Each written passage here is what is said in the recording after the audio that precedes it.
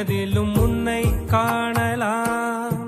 பசி என்று தன் முன் வந்து கையேந்தி கேட்கும் போது தன் உணவை தந்தால் கூட உன்னை காணலாம்.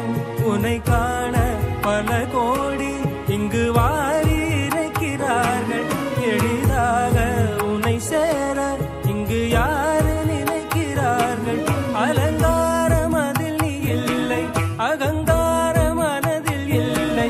துளி கள்ளம் கபடம் கலந்திடாத அன்பில் இருக்கிறாய். உணர்ந்தேன் உனையே